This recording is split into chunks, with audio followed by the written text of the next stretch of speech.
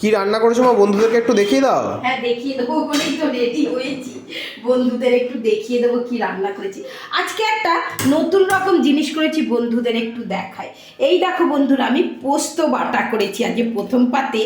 এই পোস্ত বাটা কাঁচা পেঁয়াজ তেল দিয়ে। আর কাঁচা পেঁয়াজ আর কাঁচা লঙ্কা দিয়ে এইরকম পোস্ত বাটা যদি হয় না, আর কিছু লাগে না, গরম ভাতে না একদম জমে যায়। এইরকম পোস্ত বাটা করেছি আজকে আমি।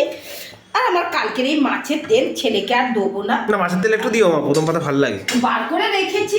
আর আমি বানিয়েছি এই রকম বন্ধুরা, এই দেখো মাছের ঝোল করেছি আমি আজকে বড়ি আলু দিয়ে।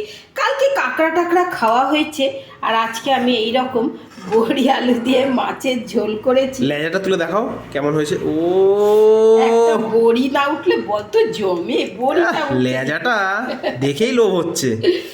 কালকে ওই পেঁয়াজ টেয়াজ অনেক খাওয়া হয়েছে, তাই আজকে আমার পেঁয়াজ টোটাল অফ। পোস্ত তো পেঁয়াজ দিয়েছো তো, পোস্ত মাখায়। কাঁচা পেঁয়াজ, হ্যাঁ রান্না আজকে পেঁয়াজটা একদম ভাল লাগছে না, তাই আজকে এইরকম হালকা পাতলা বড়ি দিয়ে মাছের ঝোল। তোমাদের কেমন লাগলো? আর এই পোস্ত বাটা তোমাদের কেমন লাগে?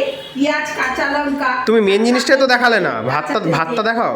বন্ধুরা জানাবে হ্যাঁ কমেন্ট করে। আর এই দেখো বন্ধুরা, এই রকম গরম গরম ধোয়া ওটা ভাতে আবার একটা উচ্ছে সেদ্ধ। উচ্ছে সেদ্ধ তোর বাবার জন্য দিই ও। একটা করে রোজ, বাবার লাগে একটু সুগার হয়েছে তো, তাই ওকে একটা উচ্ছে সেদ্ধ রোজ দিই।